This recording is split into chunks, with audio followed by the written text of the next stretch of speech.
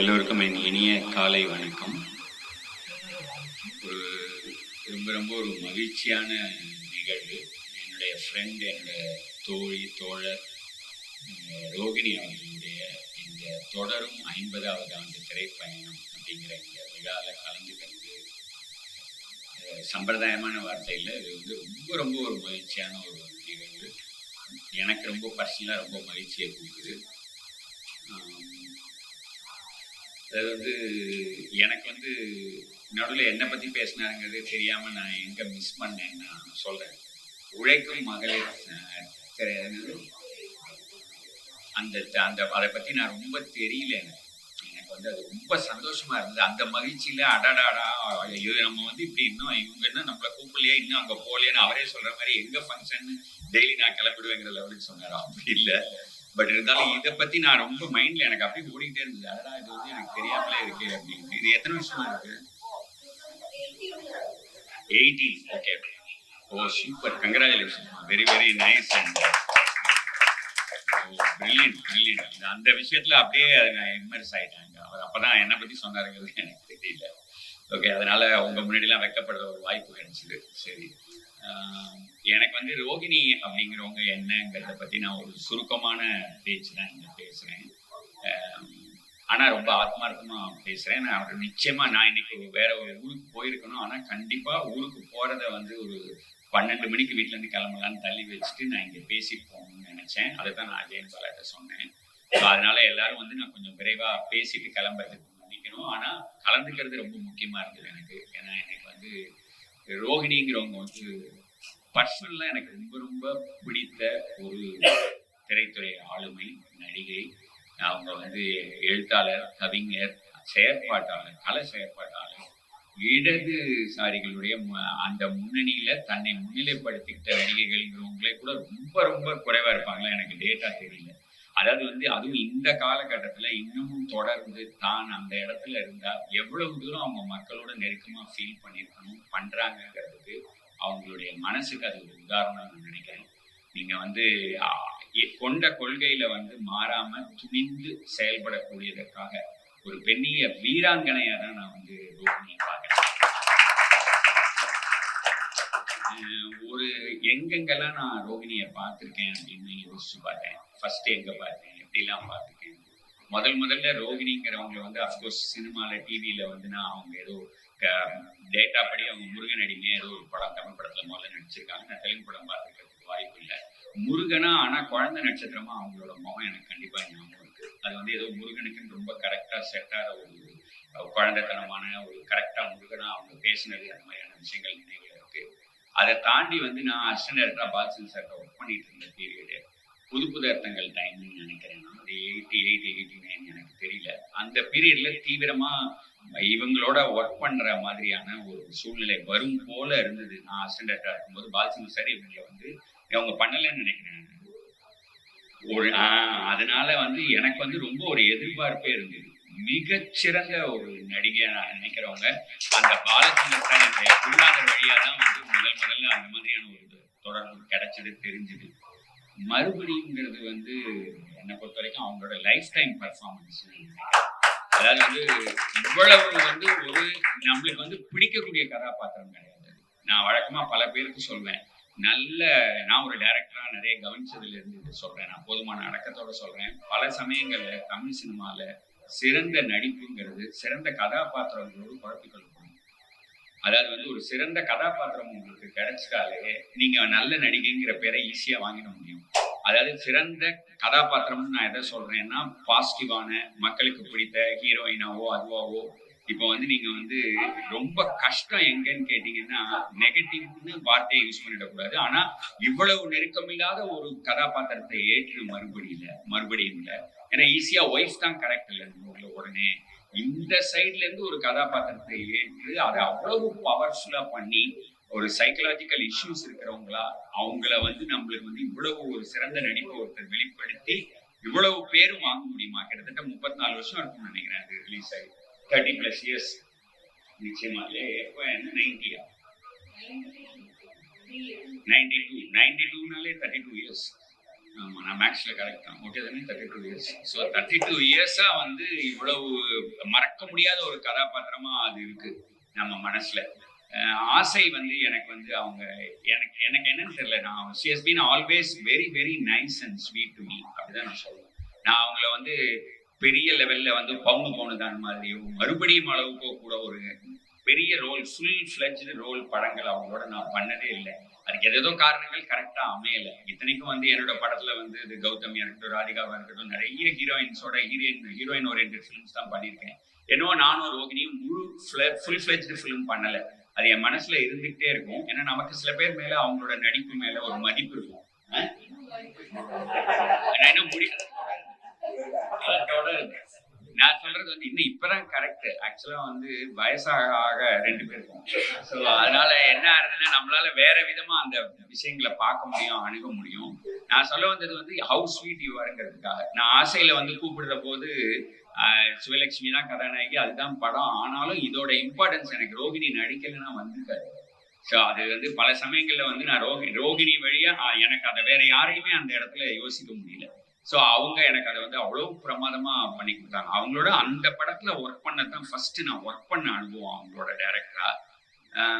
நான் இப்படி சொல்வேன், இது வரைக்கும் ஒரு 6 பேர் அல்லது 8 பேர் நான் கடந்து வந்த இந்த பாதையில ஒரு 14 படம் டைரக்ட் பண்ணியிருக்கேன். மேபி ஒரு 34 இயர்ஸ் ஆகுது எனக்கு டைரக்டர் ஆகி. 1990 டைரக்டர் ஆனேன். ஸோ இந்த படங்கள் நான் பண்ணதுல ஒரு 5 பேர் மேக்சிமம் நான் சொல்வேன். நான் ரொம்ப அவங்களோட ஒர்க் பண்றதுக்கு உழைக்க வேண்டாம். எனக்கு இது வேணும்னு சொல்லி அவங்களுக்கு அந்த கதாபாத்திரத்தை புரிய வச்சுட்டா அவங்க கான்ட்ரிபியூட் பண்ணுவாங்க. அவங்க கான்ட்ரிபியூட் பண்றவங்கள நான் எப்பவுமே ரொம்ப மதிப்பேன். ஏன்னா அவங்க வேல்யூ அடிஷன் பண்றாங்க இல்லையா படத்துக்கு. ஸோ அந்த மாதிரி நான் வந்து ரொம்ப சந்தோஷப்பட்ட ஒரு படம் ஆசை. அண்ட் அதுல பண்ண ரோகிணி பண்ண ரோல் அது வந்து அந்த அதை அவங்க பயப்படுறத அவங்க கொடுத்ததெல்லாம் நானும் அவங்களும் டிஸ்கஸ் பண்ணி எடுத்ததுக்கு எனக்கு ஞாபகம் இருக்கு. ஏன்னா எனக்கு எதுவுமே அதிகமாகவும் இருக்கக்கூடாது. அது என்னோட ஸ்டைல் ஆஃப் ஃபிலிம் மேக்கிங். ஓவரா ஆன் த ஃபேஸ் இருந்தா எனக்கு பிடிக்காது. அது சட்டிலா இருக்கணும், அட் த சேம் டைம் எஃபெக்டிவா இருக்கணும். இந்த விஷயங்களை வந்து அவங்க ஆசை படத்துல பிரகாஷ் ராஜ்க்கு அவங்க பயப்படுறது, அவர் வந்து அவங்களுக்கு வந்து அந்த கில்லிங் சீனுக்கு முன்னாடி நடக்கிற விஷயங்களை அவங்க நடிச்சு கொடுத்தது இப்ப கூட என் மைண்ட்ல நான் உட்காந்துருக்கும் போது கூட நினைச்சிட்டு இருந்தேன். ஏன்னா எனக்கு சிலது வந்து பெஸ்ட் அப்படின்னு தோணுச்சுன்னா அது என்னைக்குமே மறக்காது. ஒரே ஒரு வசனம், இதெல்லாம் ஒரு வசனமானு நமக்கு தோணும். ஆனா அந்த கொஞ்சம் பேசாம இருக்கலாமா ப்ளீஸ்மா, இந்த வசனம் வந்து எப்படி இருக்கும்னா ஒரு சாதாரண வசனம். அதை ஆனா யார் சொல்றாங்க எப்படி சொல்றாங்கன்றத பொறுத்து அதோட பவர் ஏறும். நான் சொல்றது வந்து திலானா மோனாம்பால்னு ஒரு படம். அந்த திலானா மோனாம்பாங்கிற படத்துல சிவாஜியும் மனோரமாவும் பேசிட்டு இருப்பாங்க. அப்ப மனோரமா வந்து இவரை வாசிக்க சொல்லுவாங்க. இவர் நாதஸ்வரம் வாசிப்பாரு. வாசிச்சோன்னா அவர் திருப்பி கேட்பாரு, தில்லி நீ வாசின்னு. ஒரே ஒரு வார்த்தை தான் சொல்லுவாங்க, நீங்களும் வாசிச்சு நானும் வாசிக்கிறதா அப்படின்னு. இது வந்து ஒரு டயலாகா ஒரு ரைட்டர் டைரக்டர் எப்படி எழுதினார், அதை எப்படி எடுத்தார்னு யோசிச்சு பாருங்களேன். அந்த மாதிரி எனக்கு பல சமயங்கள்ல தோணி இருக்கு, இவங்களும் நடிச்சு மத்தவங்களும் நடிக்கிறதான். அந்த மாதிரி எனக்கு மனசுக்குள்ள தோணும், இவங்கதான் இந்த ரோலுக்கு கரெக்ட் அப்படின்னு. அந்த மாதிரி எனக்கு வந்து தோணி நான் யூஸ் பண்ணது, அவங்கள வந்து பயன்படுத்திக்கிட்டது, ஆசை படத்துல நடிக்க வச்சது. அதுக்கப்புறமும் மறுபடியும் அவங்களே இப்ப சொல்ற மாதிரி ரகுவரன் வந்து எனக்கு 97ல வந்து இது பண்ணார், நேருக்கு பண்ணார். அந்த டைம்லயும் நாங்க நிறைய பார்த்திருக்கோம். நிறைய சமயங்கள்ல அவங்க நான் செயற்பாட்டாளர்னு சொல்றேன்னா அவங்கள கண்ணால ஜெனுவினா அவங்க ஒர்க் பண்ணதை நான் பார்த்துருக்கேன். நாங்க ஃபர்ஸ்ட் இன்னொரு தடவை வேற ஒரு இடத்துல எங்க மீட் பண்ணோம்னா, நம்ம சிவராமனுடைய இதெல்லாம் சேர்ந்து நம்ம வந்து இதுக்காக என்ன ஸ்ரீராமன் அதுக்காக அந்த பிடிக்கு எதிர்ப்பான விஷயங்கள்ல ஆக்டிவிஸ்டா அவங்களும் நானும் அந்த டைம்ல ஒன்னா நிறைய போயிருக்கோம், ஒர்க் பண்ணியிருக்கோம். அதுக்கப்புறம் வந்து ஷாம்பனகல் மாதிரி ஒரு பெரிய டைரக்டரோட அந்த காலம் அந்த விஷயங்கள் ஜல்லிக்கட்டு நடந்த போது போயிருக்கோம். அந்த மாதிரி நிறைய அங்கங்க அவங்க வந்து நான் எப்படி சொல்றேன்னா, வேற இவர் ஹார்டிஸ்ட்னா கரெக்டா தெரிஞ்சிடும். நான் டாக்டர் அல்லாண்ட கூட சொல்றேன், அவங்க ஹார்ட் ரொம்ப கரெக்டான இடத்துல இருக்கு, மக்களை நோக்கி, மக்களுக்காக. இதுல இருந்து என்ன கிடைக்கும்னா அவங்களுக்கு வந்து அவ்வளவு சந்தோஷம் கிடைக்குது, அவ்வளவு திருப்தி கிடைக்குது. நீங்க எத்தனையோ விதமா உங்களோட டைமை ஸ்பெண்ட் பண்ணலாம். ஆனா சொசைட்டிக்காக, மக்களுக்காக நீங்க நடிக்கிற நேரம் தவிர, அவரே சொன்னபடி ரொம்ப அழகா சொன்னாரு, எல்லாரும் பயங்கர பிஸி தான் அவங்க சினிமால இருக்கவங்க. அவ்வளவு பிஸிக்கு நடுவுல இவ்வளவு தூரம் சமூகத்துக்காக தன்னோட நேரத்தை வந்து கிடைக்கக்கூடிய நேரங்களை பயன்படுத்துறதுங்கிறது வந்து ஒரு ரொம்ப முக்கியமான பாயிண்டா, சாதாரணமா நம்ம வந்து பாராட்டிட்டு அப்படி கடந்து போக வேண்டிய பாயிண்டா நான் பார்க்கல. இங்க இருக்கிற யங்ஸ்டர்ஸ் வந்து அதை ஒரு உதாரணமா எடுத்துக்கணும்னு நான் நினைக்கிறேன். என்ன விதத்துலன்னு சொல்றேன்னா, நான் நிறைய காலேஜில் படித்தது ஸ்கூலில் படித்ததை விட அதுக்கப்புறம் படித்தது தான் ரொம்ப ஜாஸ்தி. நான் ஒரு எஜுகேஷன் பண்ணேன் 2010 ஒரு 1 இயர் படித்தேன். அந்த படிப்பை பெங்களூர் போய் படித்தேன். எங்களுக்கெல்லாம் அந்த படிப்பை வந்து ஆஷிஷ் வித்யார்த்தியும் சுஹாசினியும் இன்ட்ரடியூஸ் பண்ணாங்க. அது அவ்வளோ பிடிச்சது எனக்கு. அதுக்கப்புறம் அவங்கெல்லாம் ஒரு 2 லெவல் இருந்தாங்கன்னா நான் ஒரு 15 லெவல் வரைக்கும் அதில் படித்தேன். எனக்கு ரொம்ப ரொம்ப பிடிச்ச ஒரு எஜுகேஷன், என்னை மாற்றின ஒரு எஜுகேஷன்.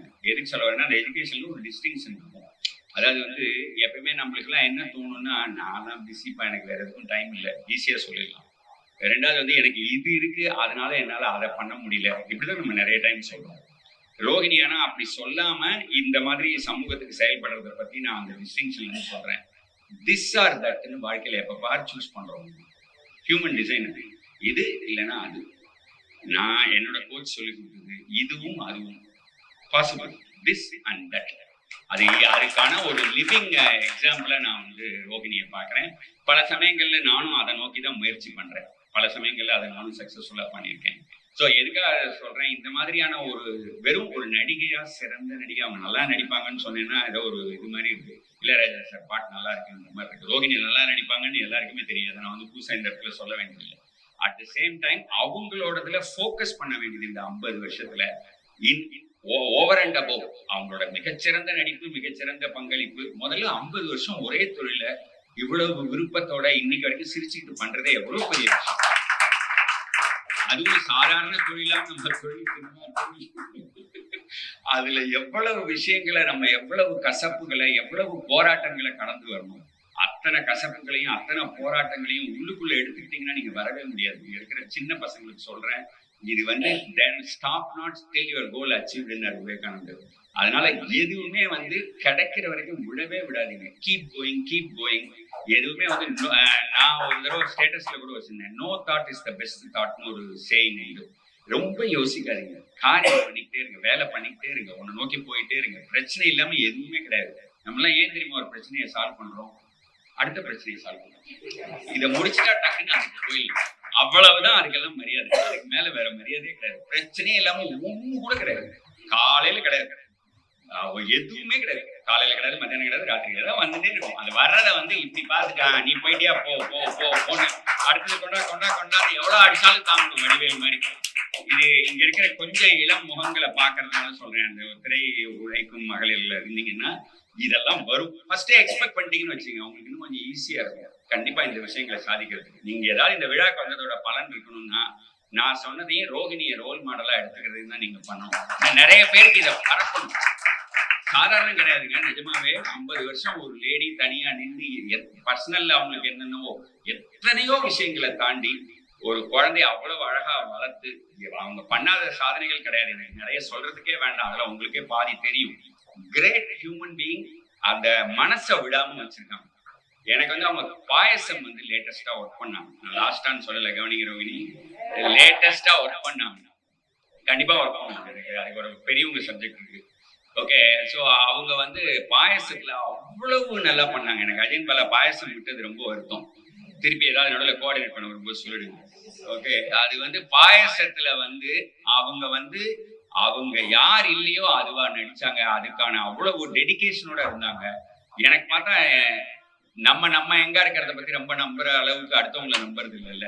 இவங்க டைலாக் எல்லாம் மறந்துடுவாங்களோன்னு நினைச்சேன். என்னை ஆச்சரியப்படுத்துற அளவுக்கு பேப்பரை எப்பதான் வாங்கினாங்க அசிஸ்டன்ட் எடிட்டர் இருந்து, எப்ப படிச்சாங்கன்னு தெரியாது. ஒரே சிங்கிள் ஷாட் நான் எடுத்தது பலது. அத்தனைக்கும் அதே இதுல கொஞ்சம் கூட ஏஜ் தெரியாம அவ்வளவு பிரமாதமா எனக்கு நடிச்சு கொடுத்தாங்க. ஏன்னா நீங்க டைலாக்ல கான்சியஸா இல்லாம இருந்தாதான் நம்ம வேற விஷயங்கள்ல கான்சென்ட்ரேட் பண்ண முடியும். ஆஸ் அ டைரக்டரா எனக்கு வந்து ஒரு அப்ப நான் ஆசையில ஒர்க் பண்ணது போல அதே லெவல்ல அதை விட இன்னும் பெட்டரா எனக்கு வந்து அவங்க பாயசத்துல பண்ணி கொடுத்தாங்க. அவங்கள ஒரு நடிகையா நான் ரொம்ப முக்கியமான விஷயமா பாராட்டுறேன்.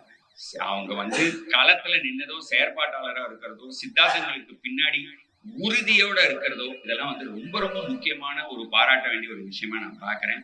பல பேருக்கு அவங்க முன் உதாரணமா இருக்காங்கன்னு நினைக்கிறேன். ஒரே ஒரு சித்தர் பாடலை சொல்லி என்னோட பேச்சு முடிச்சுக்கிறேன்.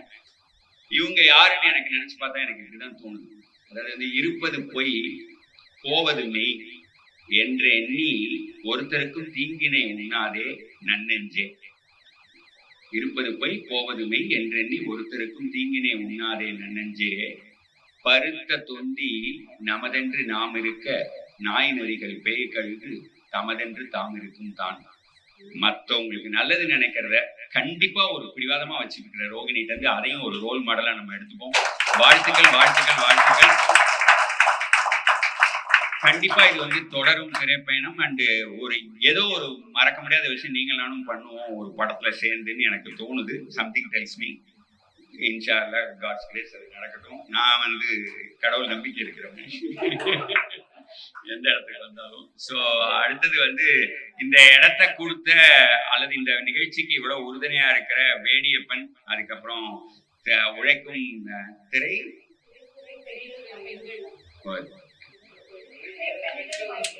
திரைத்துறை பெண்கள் மையம், அதுதான் ஒன்று சுருக்கி ஒன்று வச்சிருப்பீங்களே, சிபிஐஎஃப் சிஐஎஃப். எனக்கு வந்து அவங்கள வந்து மணிரத்னம் சார் அவங்க அசிஸ்டன்ட் டைரக்டரா ஒர்க் பண்ண காலத்துலன்னு தெரியும். பாம்பே எல்லாம் அசிஸ்டன்ட் டைரக்டர், பாம்பே திரைப்படத்துக்கெல்லாம் மணிரத்னம் சாரோட அந்த பீரியட்ல ஆலயத்துல ஒர்க் பண்ணவங்க ஏஞ்சல்.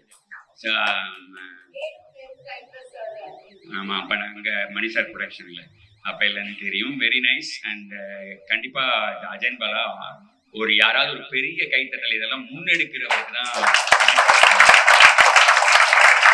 எல்லாரும் நான் சொல்லிட்டேன், வேடியப்பன் அவருக்கும் பாராட்டுகளை சொல்லிட்டேன், அஜயன் பாலாக்கும் என் பாராட்டுகளை சொல்லிட்டேன். இது வந்து நிறைய கொண்டாடப்பட வேண்டியவர் ரோகிணி. அவருக்கு மிகச்சரியா அதை நடத்துறதுக்காக எல்லாருக்கும் என்னோட வாழ்த்துக்களை தெரிவிச்சு, நான் வந்து தமிழ்ச்செல்வனோட கதைக்கு வந்து ஃபேன்லேண்ட்ல ஏசிங்கிறதையும் சொல்லி என் பேச்சை முடிச்சிட்டேன்.